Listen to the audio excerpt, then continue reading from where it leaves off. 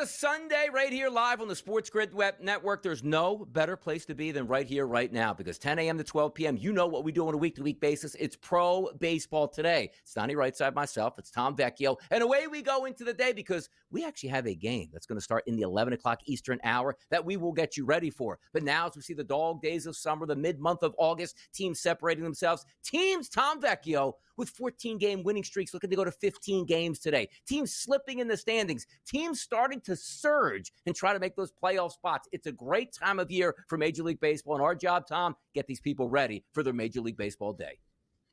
It really is. August into September is almost like a microcosm of the entire season. We're seeing players on hot starts, players cooling down, the Mets finally seeming to find their balance after a disastrous stretch. The Brewers, as you said, absolutely on fire. We're past the trade deadline. Some young players are being called up. The award races are being finalized. The wild card races are starting to be finalized. Injuries are continuing to pile up for teams. And like you said, we have a game at 11:30 between the Phillies and the Nats. And generally, that game leans towards a nerfy. So if you want to have some early action, the 11:30 games on Sunday tend to be a little bit lower scoring early.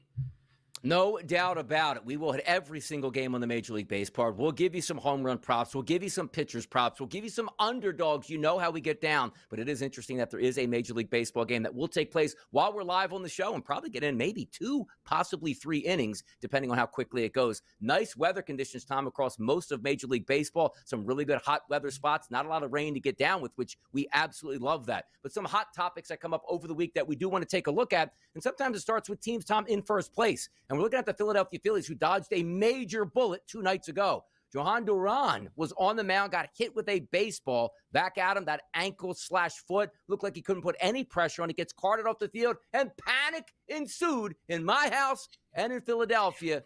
But then later that day, or probably early in the morning, by the time I woke up 6 or 7 o'clock in the morning, Johan Duran, no issues there on that ankle injury. No broken ankle, no broken foot. Hey, I'm 100%. How about that? Yeah, I mean, it was certainly very concerning right from the jump because the first 3 starts, absolutely electric from him. I'm assuming it's going to be Jordan Romano and David Robertson taking, at least some of the duties while he's out, however long that may be. I don't expect them to play today. I don't know if they travel tomorrow, wherever it might be, but a couple days here or there, you get the other guys in the mix, which I do think is almost like a good litmus test. Like, hey, it'd be good to see who can we trust when he's not there? Who can we trust down the stretch if he has to pitch 3 games in a row? Who can we bring in? And obviously that's always good for October, but he's good to go. But that's not the only Phillies news we need to get to, Donnie. Yep, absolutely. Let's get to big news as well. Like Aaron Nola's coming back to the mound today, which is big news. But the bigger news is Zach Wheeler sent to the IL with a blood clot injury, which is interesting because we thought it was that shoulder injury. Maybe it's a little bit different. They're saying they caught it early, so they don't think it's going to be a big deal. But Zach Wheeler, one of the best pitchers in Major League Baseball, on the IL. And as I always like to say, Tom, it's not like, a football player or a baseball player. It's like, okay, I got a hamstring injury. Let me just rehab it. I'm coming right back. And I'll pick up the work later. When a pitcher gets sidelined with something they probably can't pitch for maybe a week or so, that takes a long time to ramp back up. And you had a pretty good quote the other day. And also, I believe you won the prop that you came on Friday. Zach Wheeler's under, I believe, 7.5 strikeouts, saying it's probably not going to go that long. He only pitched 5 innings in that game. Didn't get the 7.5 strikeouts, but maybe you're looking out to preserve him for the playoffs, if that. It really is. So when it comes to Wheeler, it's whatever it might be. And like you said, he's going to be out for a week, 2 weeks, and then there's going to be some type of ramp-up period. I think the ideal circumstance would be he's out for, let's call it a month. Like he's out to the middle of September. He can come back, and if he can have 2 starts prior to October, prior to the postseason starting, and you just get him out there and be like, it doesn't matter what happens. It's about pitch count. Can you get to 60 or 70 pitches? You get 2 starts in, you get to 4th, 5th inning, regardless of what happens, knowing that when October rolls around, he can get to the 85, 90. That would be ideal. So get him the rest. Get him ready to go down the stretch, and 2 starts as a rehab at the major league level. I think he'll be okay. I think the Phillies will be okay. And it's great to see Nola back. Like the roster is deep. That's the good thing for the Phillies.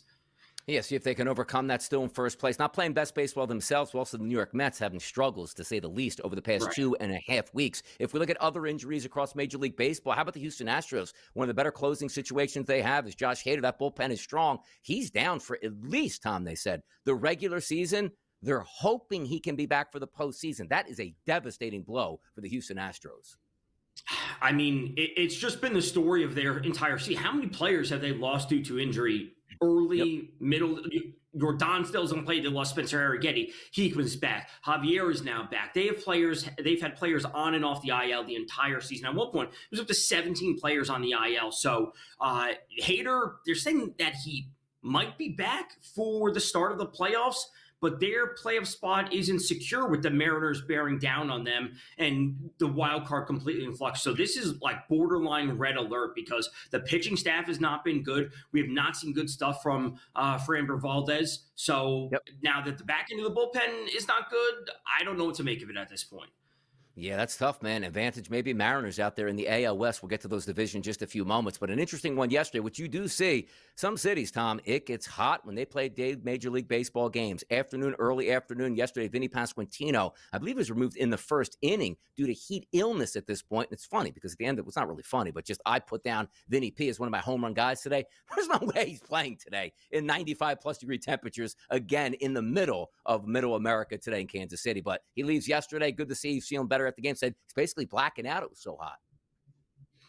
Yeah, I mean, it's a tough thing. I know it is a trend for a lot of players, at least it was in prior years. Like they love to, chug energy drinks. There was always, I forget who it was, but would always slam the like a Red Bull off his cleats and then chug it from there. It's like, hey, high amounts of caffeine, high heat, never a good combination, like intensity. But if he's doing well, you want to see him back out there. Jack Caglione is apparently on his way back, so you'd like to see the Royals bolster their lineup as we come down to the stretch. I don't think they'll make the playoffs, but we still want them from a prop perspective. When you can have Witt, Garcia, Perez, and hopefully Vinny P in there, really does give us some nice HRR combinations when it's all said and done. But hopefully he's doing well.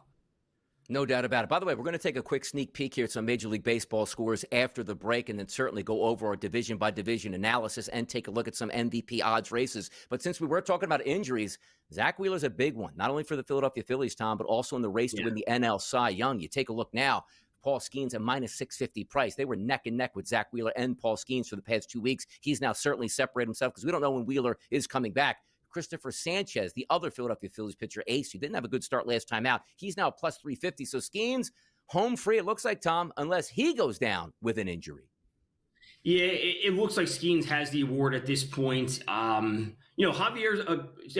Christopher Sanchez is a good pitcher, but I don't think the metrics and the underlying stuff will match up to what Skeens has done. And again, also, there is somewhat of a narrative when it comes to these awards. Like a player winning a back-to-back Cy Young, as we could have in both leagues, like that's very much on the table. And that does interest writers, that does interest the voters, and that's something like a narrative that will be pushed forward at a certain point.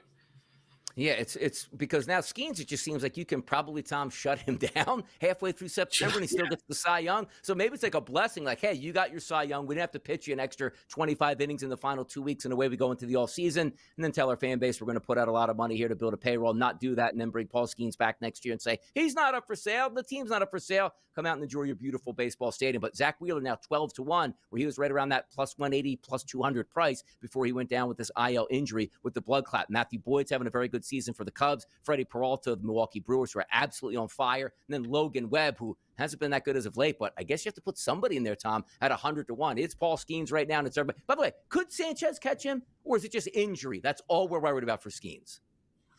It'd probably just be the injury. We'd have to dig into his metrics, but I don't think even just the raw strikeouts, the innings, the exit play, I don't think anything will stand up to what Skeens has already done. Yeah. No, I don't think it's going to change this point. Injury or not, he's probably going to win at this point. How many more starts has he had? 3 more clean starts is in September. That'll be a minus 1,000 price, and away you go at that point. This is what we do in pro baseball today. Let's get you updated here with much more scores from this weekend's action and also a look at some of the awards markets. And then more importantly, how about those races, people? We're back in just a few moments.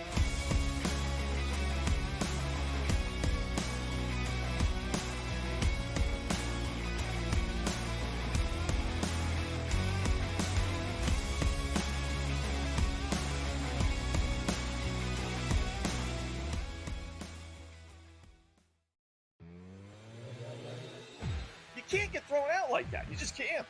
It's the only thing he's good at is yelling at umpires. Yeah. Other than that, he has no feel for the game, no grasp of the game. no idea how to manage a bullpen, no idea how to write up a lineup card. He certainly has no feel for high leverage spots and who to bring in. Devin Williams. There's nothing he does well other than scream and yell at the umpires. In-game live only on SportsGrid. Tigers aren't out of first place. They're still in first place, Tom, by 5 games over the Cleveland Guardians. But you see, like, last 10 games, Detroit Tigers 5-5. Last 10 games, Guardians. Winners of 9 of 11 games, winners of 5 straight games. They're only 5 back now than the Kansas City Royals, sitting at 8.5 back. The Detroit Tigers, so much fun this year, but now facing adversity with a month and a half left in the season. Pro Baseball Today, only on SportsGrid. He is not Derrick Henry. He is not one of those special backs in that sense. A really good one that's been outstanding in fantasy for quite some time. But you can also hear the buzz recently about it being more of a split backfield. And if that's so, then Aaron Jones' value takes a hit, Jordan Mason's value goes up, and there's an opportunity at some point, if Aaron Jones misses time, where you can see Jordan Mason take that backfield over. Fantasy Sports Today, only on SportsGrid. The Yankees have an 80.7% chance of still making the playoffs. That just tells you that parity is alive and well in Major League Baseball, where mediocre teams can still make the playoffs, and the Yankees are mediocre but have above mediocre talent. So if they can put it together, you still got an 80% chance of playing postseason baseball. The Early Line, only on SportsGrid.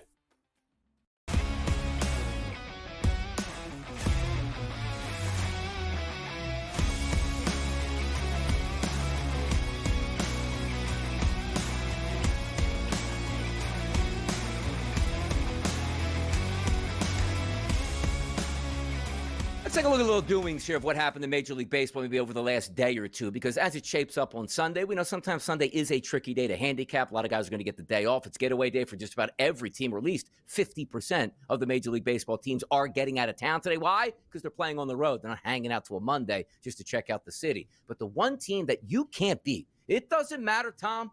You get a 10-run lead on them. They get a 10-run lead on you. They're down late in the game. You go to extra innings. You don't beat them. And you know who we're talking about. It's the Milwaukee Brewers. Yesterday, in extras, knocked out the Reds 6-5. This team doesn't lose. And the only thing I want to say, Tom, is I just hope they can continue this. Now, what does that mean? 40 games in a row? Of course, we know it's not going to be the case. They are peaking right now.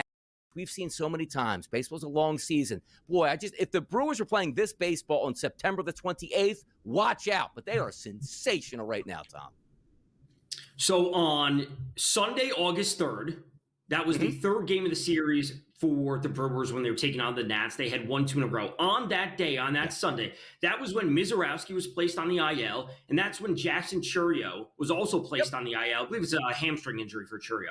And what I said on that show 2 Sundays ago, I said, this is a very important stretch for the Brewers. You're losing I don't want to say your best pitcher, because I think we'd agree that Peralta is better, but your up-and-coming star pitcher. You're losing your best hitter, arguably, with Jackson Chourio. I said, this is an important stretch for them. Yep. And what have they done since then?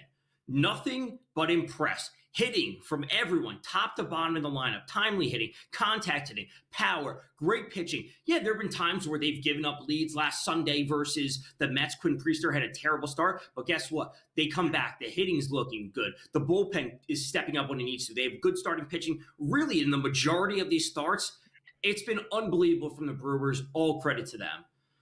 No, it's been fantastic because they're doing it every which way. Sometimes you have like an MO of a baseball team, Tom, how they win 2-1 every day. Oh, look at that. Or, boy, they just get in shootouts, 8-7 every night. They do it every which way. Like, there's no, like, the streak was done the other day. What were they, was it 8-0? Like, what were they down? 8-1, 8-2? Yeah, 8-1 early in the game. It's like, oh, you know what, guys? It was a fun run while it lasted. Before you could blink your eye in like 2 to 3 innings, they like had the leader right back into that baseball game. There's just no quit in that franchise, which is certainly something fun to watch at this point now. Some teams just playing spoiler down the stretch. The one team, the New York Mets, can't quite figure out right now. They went down and got a, prospect to give them an absolute gem yesterday to finally get a victory over the Mariners in a 3-1 victory. But if we look at the Mets overall, something just isn't right with that baseball team, and I can't quite put my finger on it, Tom. So they improved their bullpen at the deadline leading up to it. We know that. They did not improve their starting pitching, and they didn't do too much to their lineup, if anything at all. And what I continuously said about the Mets is it's awesome to have these high leverage relievers. It is. But those high leverage relievers only come into play if you have the lead and or the game is close. If your starters are terrible and you're down 6-2, those leverage relievers aren't going to come into play. So if they did not improve their lineup and their starters are bad, what you did to improve will never have its chance to shine. So Shamani isn't trustworthy. They moved Montas out of a starting role into the long reliever. He's coming out of the bullpen, this, that, the other thing. Clay Holmes was due for regression. Senga looks good at times. We're not getting a consistency out of their starters, and nothing else matters if you can't maintain or hold a lead into late innings of games. Just when I thought I was out, Tom Vecchio, they pull me back in. You know how that is? Oh, Dodgers are done. Look at this big series coming up against the San Diego Padres. Boy, if the Dodgers struggle in this one, it's on. Yeah, Dodgers ain't struggling right now. 6-0 victory yesterday over the Padres. Looking for the sweep today, but even bigger things. We were waiting for some of those superstar pitchers, Tom, to come back on the mound and perform. Blake Snell's doing that. Dominant performance yesterday. Another Dodger win, 6-0. Awesome stuff from him on Friday when I was on the early line with you. I said, give me the under in all 3 games of this series. I thought it was going to have a playoff type feel. You just want 2 of those 3 unders to come through, and the first 2 have already hit the under. So looking good there. It's great to see Snell Black. Glass now is on the mound today, and this is really what you want. You want to see your best pitchers, the pitchers you went out and got over the past 2 seasons, to be back into the lineup, to be healthy, and to step up when it matters. And, they're getting it from up and down their lineup. I think the hitting is starting to turn around. We know that Max Muncy went back on the IL the other day, but getting the pitching first and foremost, I think that is the big thing. And then their bullpen has been pretty terrible over the last month. But if you can get them rolling in the right direction and they don't have to pitch in as high leverage spots because all of a sudden the hitting's that much better, I think they'll be okay. Yeah, no doubt about it. There's some teams that you look forward to and say, how is this going to continue the rest of the season? And we'll certainly find out. Let's take a look at some of the divisional races, Tom, to get the people caught up on where we stood from last Sunday. The Toronto Blue Jays still sit in first place. Why? They've won 3 games in a row. But how about this? Sox have won 2 games in a row. Yankees 2 games in a row. The Tampa Bay Rays 3 games in a row, but they sit 5 games above the Red Sox. Talking about the Toronto Blue Jays, 6.5 games away from the New York Yankees here. The Yankees put up some really good numbers yesterday against Sonny Gray. I expect them to hit Miles Michaelis again today. But again, Toronto Blue Jays, first place, Tom, they're not losing ground. It's pretty impressive.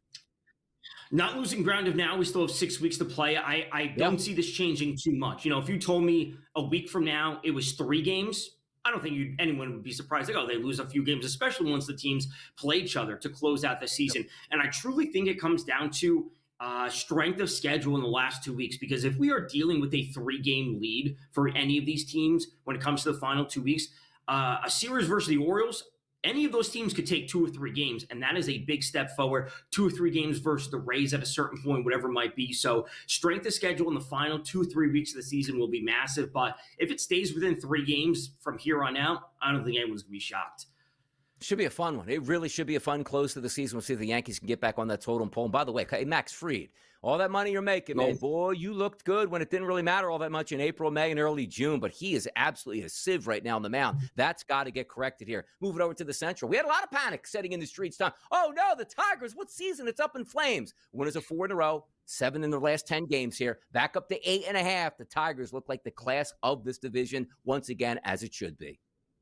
And the Guardians, who were super hot for a little bit of a stretch, now taking half a step back. So when both of the things turn, and I said that about the Tigers, like their hitting wasn't as good as it was early in the season. It wasn't as bad as they were when they went through that slump, and they kind of found that middle ground. And when you get a series against the Twins, you get beat on some of their bad pitchers. Things will find their level, and they are the best team in the AL Central by far. I got to tell you, I get a kick out of that. The Central Division usually doesn't draw much attention or eyeballs here. It has a lot of fun. But if you're just talking about betting principles here, the Tigers got some good at-bats here. The Guardians are fun to bet. The Royals are extremely fun. Same thing with the Twins. And even the bad White Sox sometimes can come up with some action. We'll be right back. Pro Baseball Today.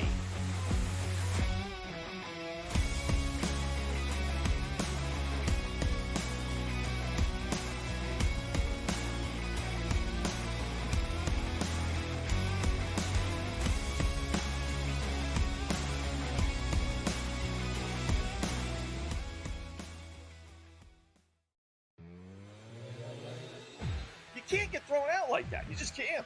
It's the only thing he's good at is yelling at umpires. Yeah.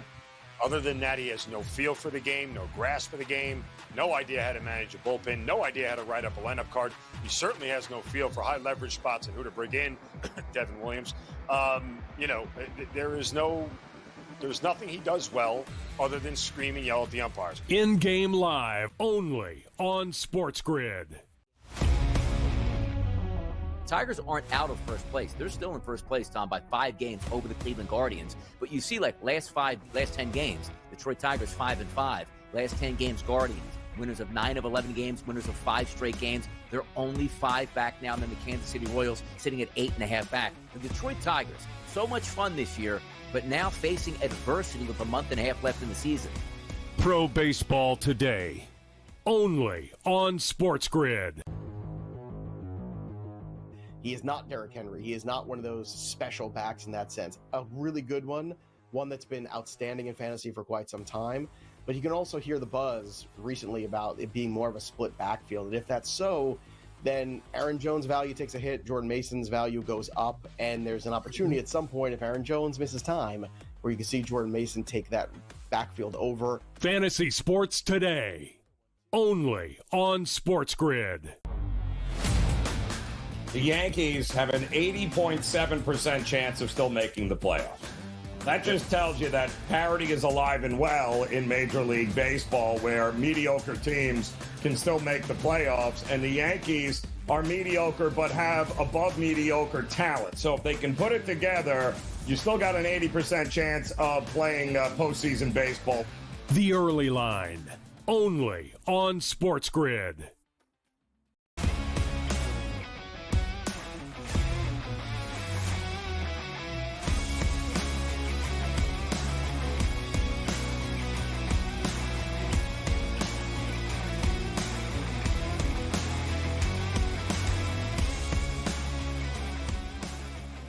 Pro Baseball Today. Tom Vecchio, Donnie, Rightside, SportsGrid Network. The perfect matchup on a Sunday to get you ready for your Major League Baseball action. More importantly, Tom Vecchio, getting you ready for your baseball week as well as we set the stage here. Going over some of these divisions before we handicap every single game across the card, give out some best bets designed to make you some more money. The West, and that's the AL West. The Houston Astros back in front. 1.5 game lead over the Seattle Mariners, who lost yesterday. Astros pick up a win. That's how it's done. The Rangers, who, well, I had some high hopes for, Tom. I thought they got it back together, but apparently they didn't. Winners of 2 of the last 10 games, lose of 4 straight. 8.5 games back of the Astros. Time to say goodbye to those Rangers here, followed by the Angels and the Athletics, but it's a 2-man combination. Pop, pop, Astros and Mariners, Tom. It really is. Stick a fork in the Texas Rangers at this point. Yeah, see it, boys. When it comes to the Astros and the Mariners, again, the volume of injuries the Astros are dealing with, combined with, adding on top this hater news that we already spoke about, how can we trust them to stay healthy? And or when push comes to shove, what team has a better rotation than the Mariners? Because the Astros don't. Because Valdez doesn't look good. Hunter Brown, sure, he's a solid pitcher. But if you give me Logan Gilbert, Brian Wu, George Kirby, and Luis Castillo, those 4 pitchers for the Mariners, I think they can take on anyone in the league when it comes to the pitching. So I think the Mariners get it done and win the division when it's all said and done. I like them. They're just fun to me, right? I like the pitching. I like the bullpen. I like the hitters here. You have power in that lineup. It's something we always worried about. Oh, no, well, maybe the young pitchers won't be able to live up. They're only going to score 3 runs a game. That's not the case anymore for the Mariners. Big game today, and we'll see on Sunday Night Baseball, which, Tom, correct me if I'm wrong, as you stated, we're going Little League style in that game, huh? Right. That game is at Williamsport, which obviously it is normal dimensions, but it is important to note when they're playing at a non-normal MLB stadium. Yeah, there's nothing. Hey, handicapping this game. Wait a second. Is that a raceway? Yeah, you should have known that if you're going to put money on it. So there you go today. Don't be fooled when you turn that game out. It's like, why is there a lot of Little League players at this game? Because it is in Williamsport here. A lot of teams have done this. It's pretty cool that baseball does do this, but it's always interesting. The backdrop is basically, hey, there's a couple of houses back there and people watching in their backyards. Interesting times where maybe that ball does travel a little bit further. We'll find out. We're certainly going to handicap that game. Flip it over to the National League, Tom. Philadelphia Phillies and the New York Mets. It's still a 5-game lead for the Phillies. They lost yesterday. The Mets won, so they picked up a game down from 6-5. The Marlins playing at the string along with the Braves and the Nationals. Doesn't mean you can't make money on some of those teams, but just look, like the Phillies are 5-5. The Mets 2-8. The Marlins 2-8, and then the Braves here playing good baseball at 8-2 when they're 15 games back. Way to show up on the season, Braves. So it looks like it's going to be the Phillies and the Mets, and a heavy discount here now on the New York Mets if you try to take them to win the division. It really is. The Phillies, with their struggles, Donnie, I think you would agree, like, they're playing okay right now. If there was any time for the Mets to strike, it would have been happening over the past 2 weeks. But, I mean, a good thing for the Phillies that they're playing okay to kind of bad in certain games, but the Mets are also playing terribly. So, like, the Phillies don't have too much to worry about, in my mind, when it's all said and done. The Mets just haven't put together a consecutive string of games that has any sort of hope for them. So, even if the Mets do turn things around and go 8-2, like, the Phillies, as long as they play just slightly over 500, they'll maintain a lead and they'll be fine. Probably should be. And again, you want Wheeler to come back. Nola's coming back in that lineup. It's an embarrassment of riches for the starters. Duran, which would have been a terrible loss for them, looks like he's going to be fine. So things still looking up, 5 games up from the New York Mets. We'll see how those games play out today. The Milwaukee Brewers, 7-8-44. If you'd have told the Chicago Cubs fans, front office, ownership group, whatever, Tom, on 8-17, which is August 17th, they'd be 69-53. They go, oh, we got to be up by a couple games, or boy, if we're not, somebody's playing great baseball, we're maybe down a game. They're down 9 games now to the Brewers. The Brewers just won't lose. It's amazing how the season flipped on its head for the Cubs. The best team in that division to just about double digits back. It's unbelievable. And starting on Monday, these teams play each other at Wrigley Field. It's not a 3-game series. It's not a 4-game series. It is a 5-game series. Doubleheader Tuesday, Wednesday, Thursday. 5 straight games against each other. I'm not going to say this is going to determine the division, but if you tell me the Brewers open up an 11-game lead, we could be locking things up in the middle of August for that division. That is insanity here, and I can't wait to watch it play out. And then who knows by then, maybe that Brewers win today means 15 in a row. 5 games against the Cubs, they sweep them. It's 20 in a row. But I'm like, I don't know if Sam behind the scenes can do something like, what is the longest win streak in Major League Baseball, at least in the modern era? That would be fun to hear because the Brewers got to be approaching something at this point.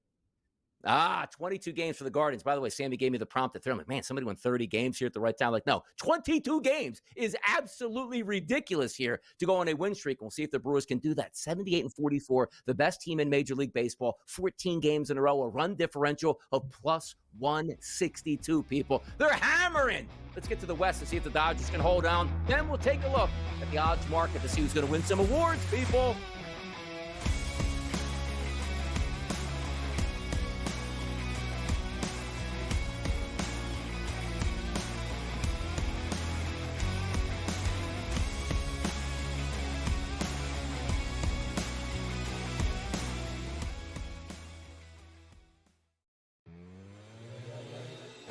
You can't get thrown out like that. You just can't. It's the only thing he's good at is yelling at umpires. Yeah. Other than that, he has no feel for the game, no grasp of the game, no idea how to manage a bullpen, no idea how to write up a lineup card. He certainly has no feel for high leverage spots and who to bring in. Devin Williams. There's nothing he does well other than scream and yell at the umpires. In-game live only on SportsGrid.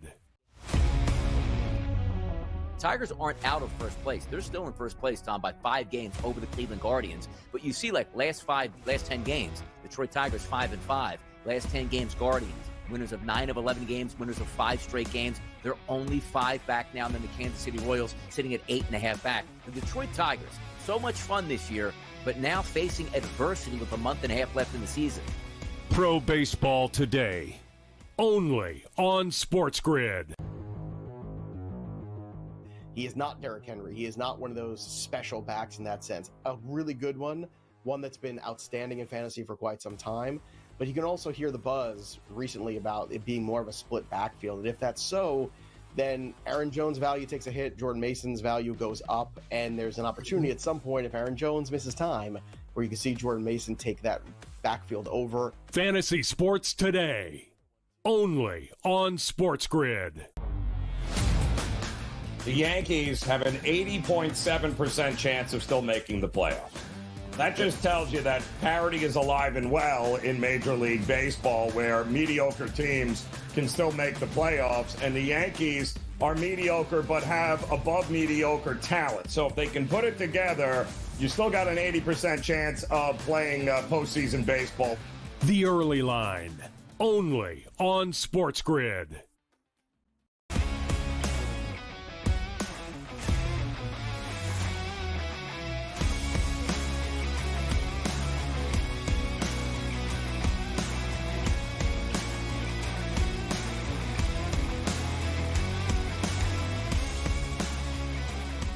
Pro Baseball Today. It's a Sunday, the place to be, the SportsGrid Network. It's how we get down. It's Donnie Rightside. It's Tom Vecchio. And now we take a look at Man of the People, Vinny Pasquantino yesterday. Man, I can't stand up out here. I'm blacking out. Man's back in the lineup. 95-plus degree temperatures, Tom. I'm telling you, he's going yard today. The man's going to have it. He's back in the lineup.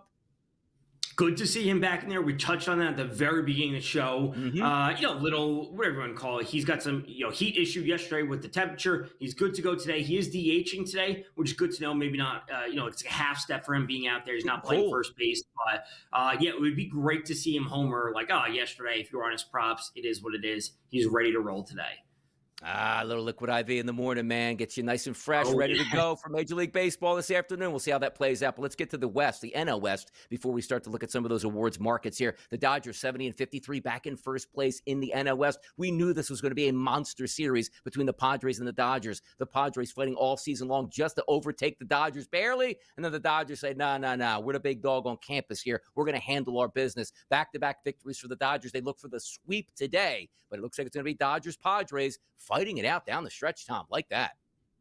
It really is. And, frankly, I could see the Padres pulling off a win streak after this. And the Dodgers, this is the point that the Dodgers turn the corner. So, let's say the Dodgers go 8-2 over their next 10 games. The Padres go 7-3. It's like, wow, the Padres are playing great ball. It's like, well, you lost the most important series, and now you're a step behind, and now you're not going to make up the ground, even though you are playing great ball right now because the Dodgers also turn the corner. So the Dodgers get it done, and they win the division. The Padres had their time to strike, and they missed it. Yeah, exactly. Sometimes, Tom, you spend so much energy just trying to get to the top of the mountain. That's like, hey, man, I'm too exhausted to even go back down and take this thing. Maybe the Dodgers hold on. We always expected the Dodgers to win it, but it's just fun to see them getting pressure put on them as opposed to when we're talking about them in April. Like, is this team ever going to lose a baseball game? No, they're human, and they're going to lose games. We'll see if they can win this division and head into the playoffs with some fire down the stretch. Let's look at the awards betting markets right now. Changing. Take a look at the American League. Aaron Judge is the favorite right now, Tom, at a minus 190 price. Cal Raleigh at plus 120. And then there's everybody else. This is fun because nobody's running away with it. These guys now hitting home runs, not on a day-to-day basis, but we see those numbers changing as they get closer to 50. Judge, though, still that favorite at minus 190, though. He really is. And it comes down to kind of the same thing where, Cal Raleigh had his chance to strike when Judge was out, and Cal Raleigh didn't seize the opportunity. And he went through stretches where he wasn't hitting a lot of home runs. He did participate in the home run derby, and we have seen that negatively impact players in the second half of the season. James Wood went a month without a home run. He was also in the home run derby. So Cal Raleigh had his chance. He missed it. It's locked up for Judge. And again, Cal Raleigh's going to bat 240 when Judge is batting 330. And when it's all said and done, Judge had another home run last night. Their home runs and their RBIs are going to be tied when it's all said and done. Judge is going to win. By the way, take a look at the National League, and maybe it's a formality as well. Shohei Ohtani, a minus 20,000 price. Schwarber's probably going to hit 55 home runs this year for the Phillies and not be the MVP. Why? Because Shohei Ohtani is a one-man wrecking crew on the mound and at the plate itself. Manny Machado, Paul Skeens, Kyle Tucker, Corbin Carroll. But this is Shohei Ohtani's award. We've been telling you this for weeks and weeks and more weeks, and we'll do it again this week. It really has. And almost since the beginning of the season where we said, Ohtani's doing great. And then what are the odds going to be once he gets back on the mound? Once he steps out there and pitches, he's going to shoot up to 10,000, 15,000. Now it's at 20,000. And it is what it is. And I want to see Schwarber hit 65 home run, not 55. I want to see him hit 65 and break a record, because then we actually have to talk about, hang on. Schwarber has done something that we haven't seen in 30 years, 40 years, whatever it is. I'm not dating back to Barry Bonds with the 72, but if he breaks another record, well, then we have to have that conversation. But if Ohtani's out there, even though he's batting under 300, he's still going to win the award. I'll tell you what's crazy, too, is he did actually tie or maybe pass Barry Bonds with the most latest graphic I saw the other night. He had an absolute hammer Schwarbomb to right field off a left-handed reliever. Yes. I think that's now 11 or 12 home runs against left-handed relief pitchers. Not left-handed pitchers, Tom. Relief pitchers that's only designed to get you out. That's absolutely incredible. Anytime you're in any conversation with what Barry Bonds did as a hitter, that's pretty incredible feat there, and that's Kyle Schwarber, just not good enough to win the MVP. Cy Young Award markets here, Tom. In the American League, it's Tarek Skubal at a minus 300 price, and it's Paul Skeens at a minus 650. Outside of injury, which pitchers get injured, trust me, we just saw Zach Wheeler, I don't think that's going to change. I think they're both going to win the Cy Youngs this year now, Tom. I think it's pretty clear. It really is. There was a time where Skubal took a half a step back, and Crochet was looking awesome. But again, like we are dealing with a gap of a differential where, Crochet, outside of, I don't want to say like 2 no-hitters, but like he would have to do something unbelievable in order for him to overcome the differential. And I just don't think anyone's going to touch Skeens in the NL. So if Skubal continues to go out there and is even just good-ish, I still don't think Garrett Crochet is going to catch. Like, we're talking about 15 strikeout games, multiple of them, that Crochet would need for him to catch Skubal. And that's just from an optics perspective. That's not even digging into the underlying metrics. And also, you're getting those because Paul Skeens always had that, oh, no, Zach Wheeler might be heading down the stretch, pitching really well in high-leverage situations. He'll get the bump over me. Doesn't look like that's probably going to be the case because Wheeler's going to miss at least a few starts. And then you say, all right, well, how about in the American League? Well, Tarek Skubal, well, if they fade out and don't even win that division, that might hurt him a little bit. Their resurgence there back in that Central Division. Things looking up for those 2 pitchers. Quick chat on the rookies of the year. American League and National League. Isaac Collins as a favorite. That's for the Brewers, just over Drake Baldwin's plus 115. And then Nick Kurtz at a minus 10,000 price. I don't think anybody's catching that kid. He's putting up big numbers as a rookie and great in a hitter's great ballpark. Yeah, no one is catching Kurtz. It's nice to see Roman Anthony just playing well overall for the Red Sox. The NL is more interesting. Yeah. Collins is out right now, if I remember correctly. He hasn't played in a couple games. But Drake Baldwin's having a good year. He's not the everyday catcher for the Braves with Sean Murphy there. His numbers are good, but it really comes down to the fact that there's been no one super standout in the NL. So I think Collins will win it. He does have some timely hits, and the Brewers do have a lot of hype. And if you're not an everyday player like Drake Baldwin, it doesn't matter that you're a catcher and you are doing good things. I still think Collins wins it. Again, not a lot of named players in that Brewers lineup, but as you see, if you're getting a guy who's in the lead for the Rookie of the Year, your underlying value players are really providing a ton of value at this point. It'll be fun to watch it play out. Let's set the table for this one time. 11:35 start this morning. Yes, people, morning Major League Baseball. That's 9:51, 9:52, and it's in Washington today. The Philadelphia Phillies and the Washington Nationals. Nola versus Parker, and that's Aaron Nola coming back to the mound. Sometimes it's tricky in those first starts back, but he should be back all the way full. Had some pretty good starts there while he was ramping up in those minor league ballparks. Parker, not a very good pitcher at all. I have him on my card, 25 out of 26 ranked pitchers. This just goes back to July 1st. 7.85 ERA, Tom, 5.33 xFIP number. I understand the Phillies are really struggling at the plate. The one thing is I don't necessarily want to take a minus 220 on the Phillies right now, but I do think they win. Maybe it's a parlay piece, but I think they hit today. I really do. Yeah, looking at Nola's stats on his most recent start, which was on the 13th in AAA, 5.2 innings, 4 hits, 2 earned runs, 11 strikeouts. It's AAA. Yeah. Most importantly, 84 pitches. That, I think, is the key point. It's not like he's out there. Right, they gave him 3 innings and only 50 pitches. It's okay, what are we – he's at 84 pitches. He should be at 85 to 90 in this first start back. He should be pushing, I would say deeper into the game. The strikeouts, however, are not something that I'm always – fond of when it comes to Nola, who has taken a step back in his strikeout rate this year. But again, to the Nats' credit, even though they're not a good team overall, they're actually top 5 in the league for the lowest strikeout rate versus right-handed pitching. So if you were to tell me, we can get into some of this maybe a little bit after this next segment, but Nola's outs recorded today rather than strikeouts, if he's going to be able to push to 80 to 85 to 90 pitches, that would be the most interesting thing. Yeah, and sometimes you get a pitcher back where it's not necessarily like the arm injury that you're worried about, lower leg injury, then some rib cage fracture at this point here. So he's coming back with a fresh arm. We'll see how it turns out today. 88 degrees at first pitch here in the morning. So that game's only going to get hotter as the afternoon goes over. A light wind blowing out to right field. Don't love the lineups on both sides, but again, just looking from the Phillies' perspective, if you can't line up and hit today, there are going to be some really big issues. And also, injury information coming back. We just told you about Aaron Nola. Alec Boehm back in the lineup today and starting. It's been a while since he's been on the IL, ramping up in the minor leagues to come back, and away we go. It's Major League Baseball. The handicaps have started. The game's going to be up in about an hour. Get ready, people. It's Pro Baseball Today.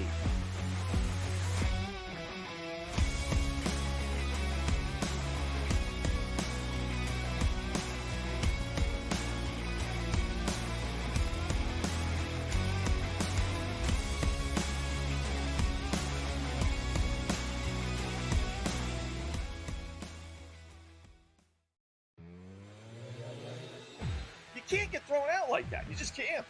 It's the only thing he's good at is yelling at umpires. Yeah. Other than that, he has no feel for the game, no grasp of the game, no idea how to manage a bullpen, no idea how to write up a lineup card. He certainly has no feel for high leverage spots and who to bring in. Devin Williams. There's nothing he does well other than scream and yell at the umpires. In-game live only on SportsGrid. Tigers aren't out of first place. They're still in first place, Tom, by 5 games over the Cleveland Guardians. But you see, like, last 10 games, Detroit Tigers 5-5. Last 10 games, Guardians. Winners of 9 of 11 games, winners of 5 straight games. They're only 5 back now than the Kansas City Royals, sitting at 8.5 back. The Detroit Tigers, so much fun this year, but now facing adversity with a month and a half left in the season. Pro Baseball Today, only on SportsGrid. He is not Derrick Henry. He is not one of those special backs in that sense. A really good one that's been outstanding in fantasy for quite some time. But you can also hear the buzz recently about it being more of a split backfield. And if that's so, then Aaron Jones' value takes a hit, Jordan Mason's value goes up, and there's an opportunity at some point if Aaron Jones misses time where you can see Jordan Mason take that backfield over. Fantasy Sports Today, only on SportsGrid. The Yankees have an 80.7% chance of still making the playoffs. That just tells you that parity is alive and well in Major League Baseball, where mediocre teams can still make the playoffs, and the Yankees are mediocre but have above mediocre talent. So if they can put it together, you still got an 80% chance of playing postseason baseball. The Early Line, only on SportsGrid.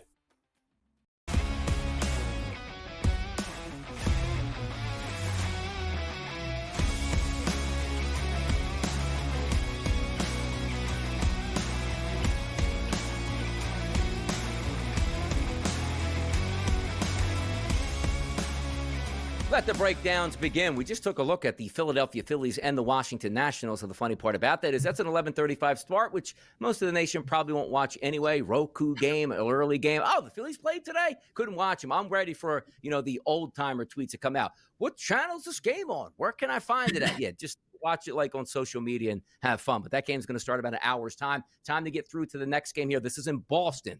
And the Boston Red Sox looking to make a surge to try to get into the playoffs. Miami basically playing spoiler down the stretch to teams like the Red Sox and also to teams in the NL East. A 971, 972 rotation here, 135 start. Jansen Junk is on the mound going up against Garrett Crochet, the lefty. Massive favorite for those Boston Red Sox, Tom. Minus 250s overnight, minus 260s now in the sports landscape to spend, depending on which sports books you're checking out. 8.5 as the total today, Boston and Miami. What are we feeling?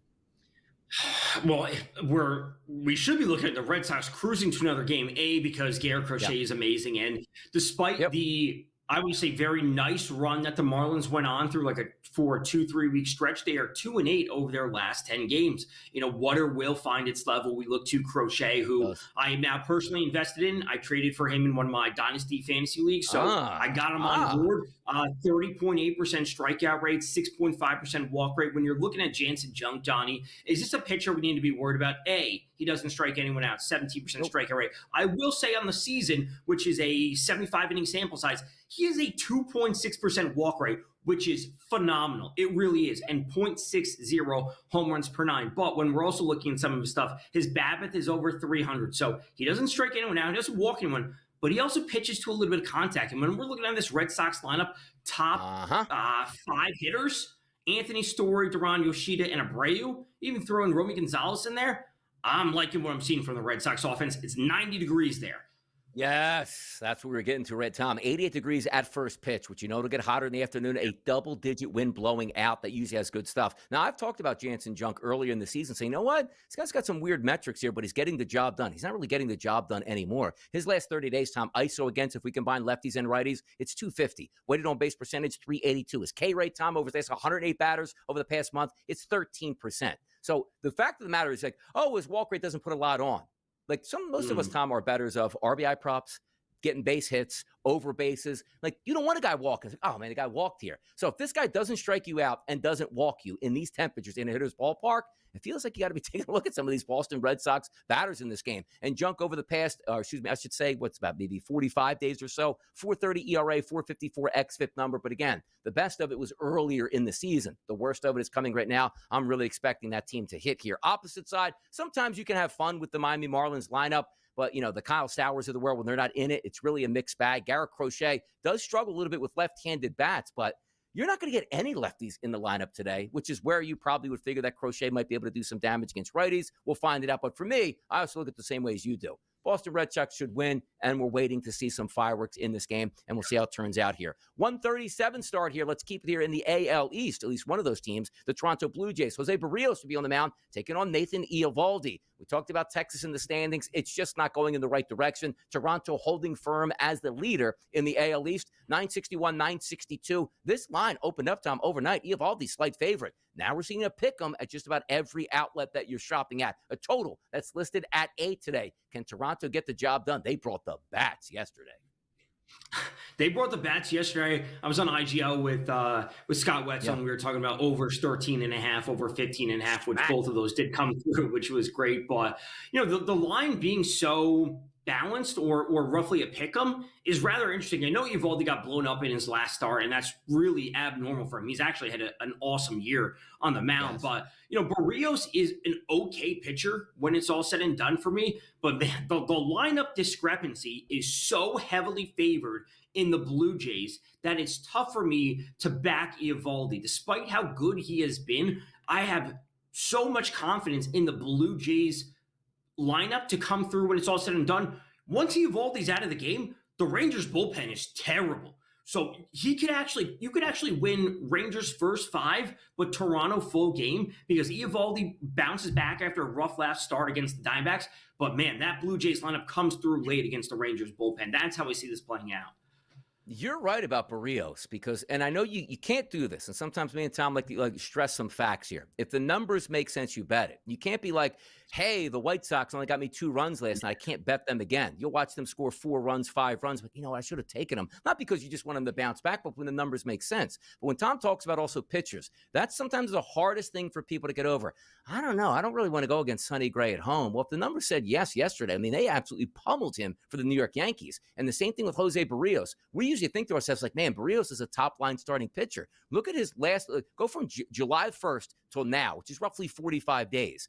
He's got a 4.95 ERA and a 5.85 xFIP number. I can't bet Barrios at home like this with a good baseball team. No, it's not that same Jose Barrios that we saw so many times. So just keep that in your mind. Trust the statistics, not the actual names themselves. I'm going to take Aaron Judge for a home run. When Judge has terrible stats coming into the game. Oh, it's Aaron Judge, though. Sometimes, yes, that does work out, but long-term, trust the stats, not the player's name. Makes a lot of sense. 973, 974. Love to see this, Tom. It's the Braves and the Guardians. Forget about Logan Allen, the lefty. We're focused on Eric Fetty. When he pops up on that card and you can lay 6, 7, 8 left-handed batters at his feet with a total of 9 and a slight favorite. Why is that a slight favorite here? Just because Atlanta's hot at this point? Do we get runs today, Tom?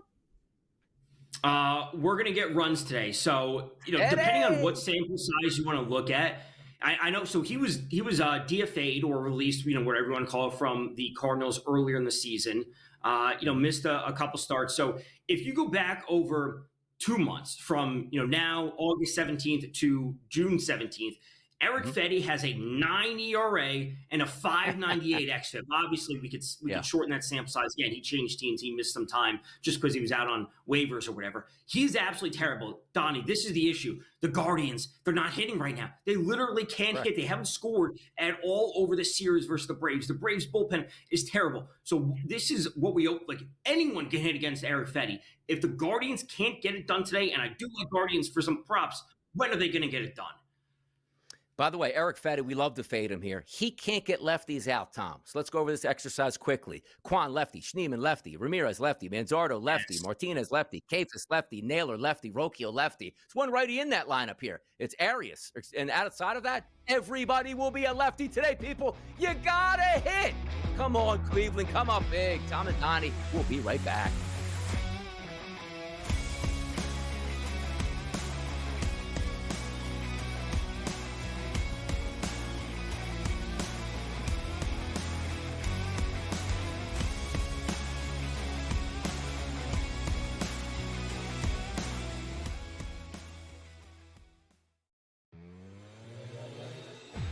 can't get thrown out like that. You just can't.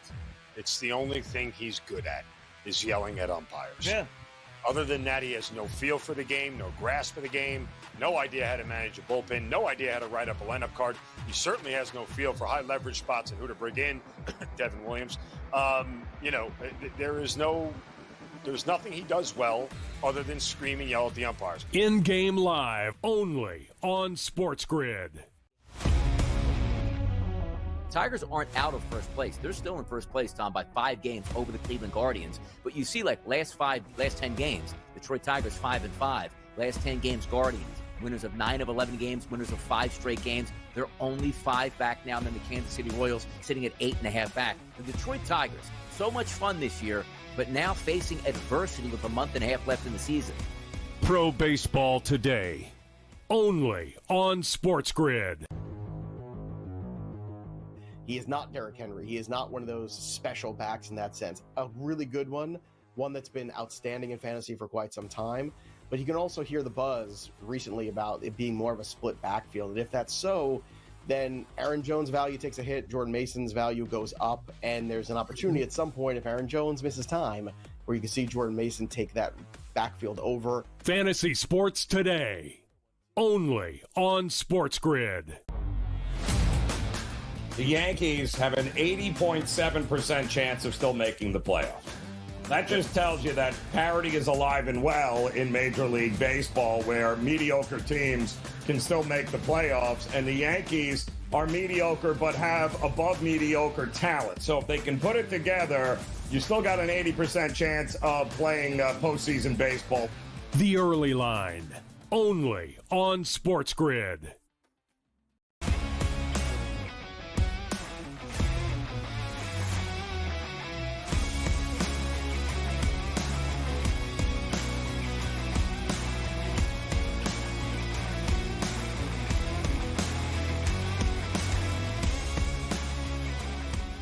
Is this a game of the day? I don't know if it's a game of the day, but maybe it's the team of the day. Tom Vecchio, Donnie, Rightside here, breaking down Major League Baseball, Pro Baseball Today, as we do every single Sunday here in the month of August, right here on the SportsGrid Network. It's time, Tommy. 14 wins in a row, trying to get to 15 wins in a row. 1:40 start time in Cincinnati, 9:53, 9:54. It's Jose Quintana, the lefty, going up against Andrew Abbott, also a lefty. A 110 favorite, I should say a 110 split overnight. We're now seeing the favorites here and even more money coming in on the Cincinnati Reds, not the Milwaukee Brewers. That line is certainly shifting around. If we look at Quintana, he's one of those pitchers, Tom, I can't get right. He should get hit. He never gets hit. I don't understand. Like, he's the Tyler Anderson type guy when Tyler Anderson usually gets beat up every single time he pitches. Quintana's the same guy and never gets beat up here. Just that crafty veteran lefty in the lineup today, but he's not favored. A team with 14 wins in a row is not favored today, Tom. That's got to send some whistles out now. It really does. Yeah, Quintana, all the soft and medium contact. He's a low strikeout rate pitcher. Andrew Abbott on the other side for the Reds. 2 things we know about the series, Donnie, as we were talking about pre-show. Yep. Brewers, obviously unbelievable, going for 15 wins in a row. But the Reds are the only team in Major League Baseball this season that have yet to be swept. They have never been swept this season. They've obviously lost series. They've lost the first 2 games of this series. They've lost 2 games earlier, throughout the year, and then they win that final game. They do not get swept.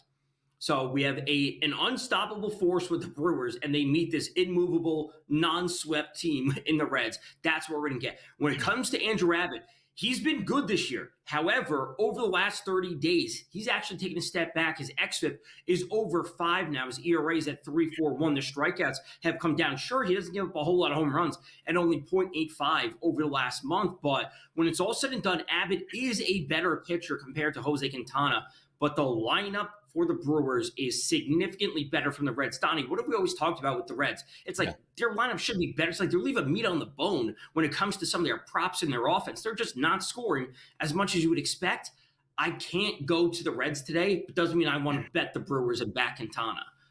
It's inconsistency there is what the Reds certainly deal with. They should be much better. 85-degree temperatures at the game start, 5-mile-an-hour wind blowing out, nice hitters ballpark. We'll see if that measures up. But my dog of the day is catching a lot of steam here in the 10 o'clock hour, so no longer really a dog of the day, now a favorite of the day here for the Cincinnati Reds. But you're right about that. Going up against left-handed pitching for the Reds over the past 30 days, Tom, It stinks. Spencer Steer, decent power numbers. Miguel Andujar, maybe the best in the lineup here with his numbers. Austin Hayes. Everybody else hasn't hit at all, even though they're going to stack a ton of right-handed batters up against Quintana, which is where he struggles from a power point. Doesn't always mean it works. And also, just chasing steam doesn't always work as well. It's just interesting to see a team with a veteran pitcher on the mound has won 14 games in a row, not be the favorite today. We'll see how it plays out in Cincinnati. A fun game, but boy, oh boy, I would love to see the Brewers on a 15-game win streak by the end of the day today. Should be something fun to watch this week. As you told us, Tom, already, they're going to take on the Chicago Cubs. Let's get down to Houston, Baltimore and Houston. Dean Kramer's on the mound. Christian Javier on the mound here for the Astros. 963, 964, 210 start down in A-Town.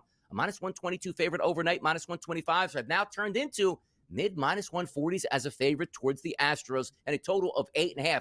Javier just making his way back into Major League Baseball. Kramer over on the other side. Not spectacular, but hasn't been bad here. What gives in Houston today for you, Tom? That's what I was going to say. It's like Dean Kramer, like he's not a good He's to hammer that guy. Yeah. But he hasn't been terrible. Now, you look back at some of his recent starts, like, sure, we're going to see a 4-3-5 earned run stretch, but we're also talking about games where he has, 6 games in a row with at least 5 strikeouts in every single game. He's getting deeper into games. He's not as bad as maybe we thought he was, but he's certainly not an elite pitcher. When it comes to the Astros lineup, Donnie, there's no one I love. Like, listen, you got almost perfect game against Brandon Young, who has a 6 ERA on Friday night. Something is off with this Astros lineup. So for me, I would actually play the Orioles on the money line simply because we're in the plus money. And frankly, if you gave me a Gunnar Henderson, Jackson Holiday on one side, plus Sanchez and maybe Walker on the other side, those are the hitters I would trust when it comes to some type of HRR for this game. But I have some weird feelings. I'm like, I almost want to stay away completely. Yeah, sometimes it gets on your nerves. Like I went with the Astros a couple times in an alt parlay. Then they get, again, a 3-0 game against a tomato can pitcher. And I didn't like the Astros yesterday, but this always happens, Tom. They can't hit a beach ball the night before. What do they do the next day? Win and score 5 total runs in that game, beating the Orioles at this point. We'll see how it plays out today. But Dean Kramer's on the mound. He's one of those guys in the past that, yes, I've hammered this guy time and time again. Maybe don't do that here. Maybe don't trust it. Maybe it's an under down in H-Town today. We'll certainly find out, but much more Major League Baseball is on the way. It's a pro baseball show. It's the SportsGrid Network. This is your place to be, people. More games coming up next.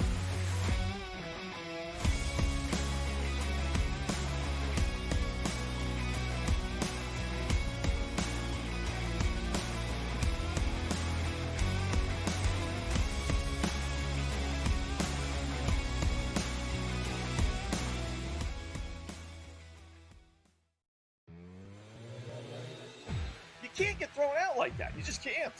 It's the only thing he's good at is yelling at umpires. Yeah. Other than that, he has no feel for the game, no grasp for the game, no idea how to manage a bullpen, no idea how to write up a lineup card. He certainly has no feel for high leverage spots and who to bring in. Devin Williams. There's nothing he does well other than scream and yell at the umpires. In-game live only on SportsGrid. Tigers aren't out of first place. They're still in first place, Tom, by 5 games over the Cleveland Guardians. But you see, last 10 games, Detroit Tigers 5-5. Last 10 games, Guardians. Winners of 9 of 11 games, winners of 5 straight games. They're only 5 back now than the Kansas City Royals, sitting at 8.5 back. The Detroit Tigers, so much fun this year, but now facing adversity with a month and a half left in the season. Pro Baseball Today, only on SportsGrid.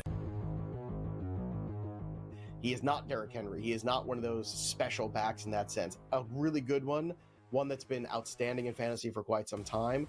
But you can also hear the buzz recently about it being more of a split backfield. And if that's so, then Aaron Jones' value takes a hit, Jordan Mason's value goes up, and there's an opportunity at some point if Aaron Jones misses time where you can see Jordan Mason take that backfield over. Fantasy Sports Today, only on SportsGrid. The Yankees have an 80.7% chance of still making the playoffs. That just tells you that parity is alive and well in Major League Baseball, where mediocre teams can still make the playoffs, and the Yankees are mediocre but have above mediocre talent. So if they can put it together, you still got an 80% chance of playing postseason baseball. The Early Line, only on SportsGrid.